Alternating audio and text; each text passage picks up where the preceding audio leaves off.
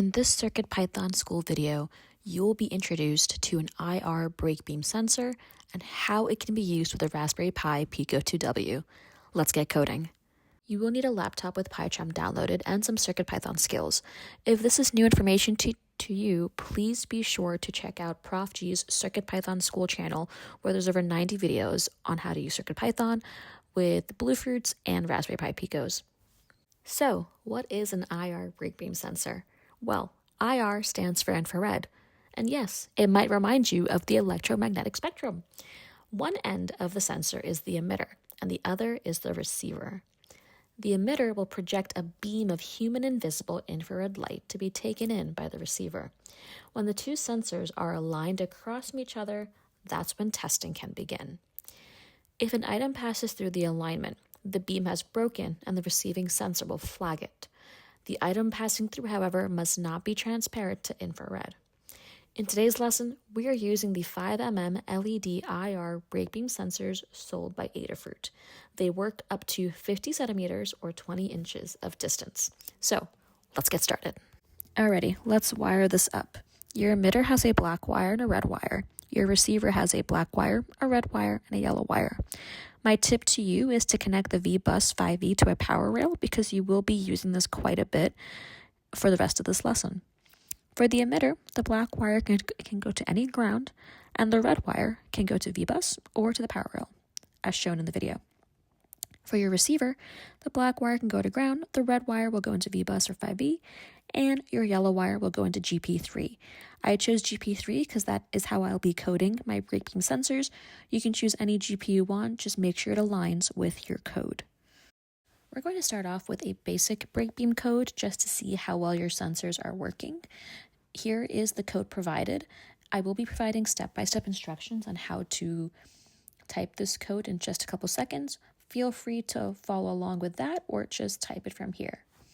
Charm open, and I'm going to import board and time and digital I/O. These are your three basic necessities for using IR break beam sensors. Digital I/O is also used in buttons. Now I'm going to write some basic break beam code. Break_beam equals digital I/O dot digital capital in out board.gp3, because this is where I've plugged in my receiver. It's in GP3. If you chose a different point, you must type a different location on your Pico board for this code. Following along, we're going to have break_beam dot direction. Even though PyCharm is trying to do code completion, I don't want that. Equals digital I/O dot capital D direction dot input. According to Adafruit Technologies, we are using a digital input because we want to make sure that it aligns with the internal pull-up resistor, so we always get a good reading, a good value from the break beam sensor when it's in use. We're going to have break_beam dot pull equals digital dot capital P pull dot up. And we're using pull up of the pull up property because we want to get a good reading from the break beam sensor, especially if an item passes through. We want it to be an accurate reading.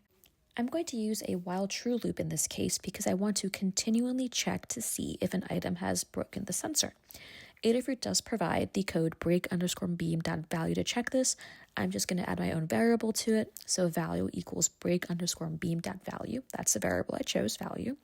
And now we're going to use some conditionals. If value equals true, print the beam has not broken. Elif value equals false, print the beam has broken. I'm also going to input a time.sleep of 1 second because I want a little bit of reaction time for whoever wants to check their break beam sensors. As you can see, I mistyped the word has.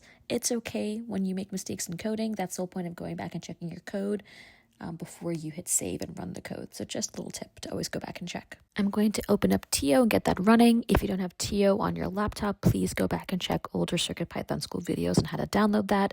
And as you can see, I mistyped my code for TO, so it's okay to make mistakes. Just try again. And now we're going to see the code come to life. Go ahead and hit save and let's see the code run. As you can see, the beam has not broken, but the second I place my finger in between the two sensors, I get a reading that says the beam has broken. Sometimes you have to be very careful with what object you use. because if it's not right in between the two sensors, you won't get an accurate reading. So it keeps going from broken to not broken, depending on whether my finger is in between. Now we're going to try to light up a NeoPixel strip with our IR break beam sensors. The NeoPixel strip has 3 wires, a black wire, a red wire, and a white wire. Your black wire will go into ground. Your red wire will also go into VBus or the power rail. And the white wire, I'm going to choose GP12.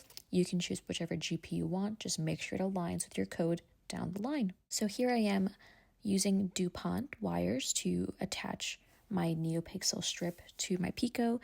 I chose a black DuPont wire to go into ground and a red one into my power rail because I will be using VBus for the NeoPixel strip as well.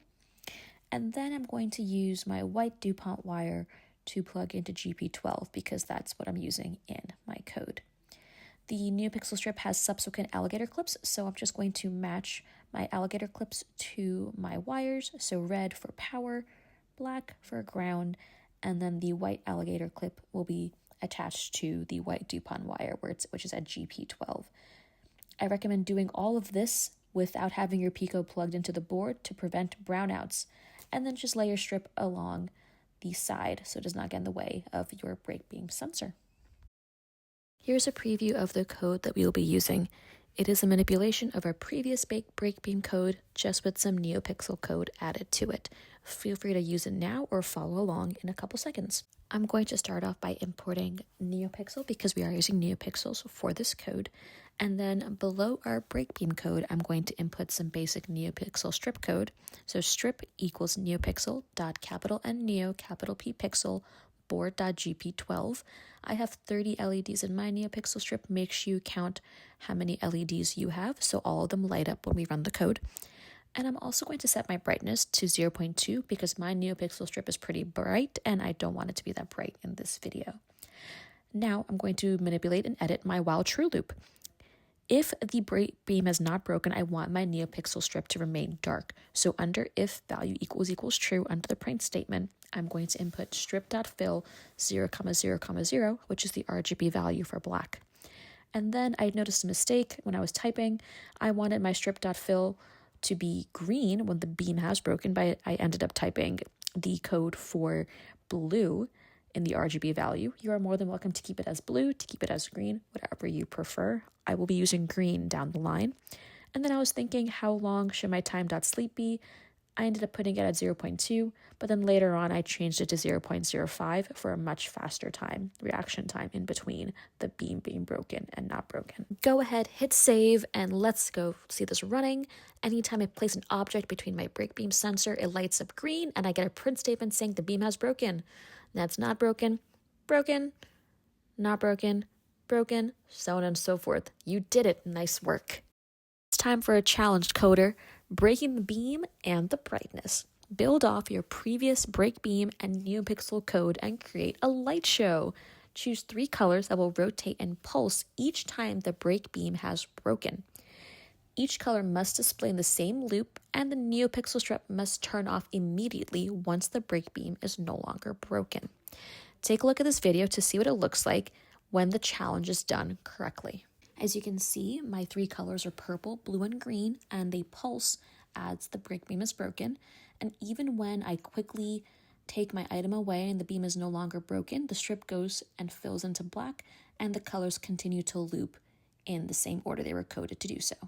When you're ready to see the solution, you can head over to github.com/isha-patel1/light-show-x-break-beam. And you'll see the solution I used to create this code. There's more than one way to code this. Feel free to share your version and your solution of how you attempted this challenge. Are you interested in learning more? Be sure to check out these 2 Instructables. The interactive hopscotch and the laser harp both use the 5mm LED IR break beam sensors, and the builds are pretty cool. You had some big learning today. You were able to wire an IR break beam sensor to a Raspberry Pi Pico 2W, manipulate the NeoPixel brightness, practice using conditionals, and in the challenge, practice the use of operators and functions. Nice job, coder! Continue to hack on and make something awesome.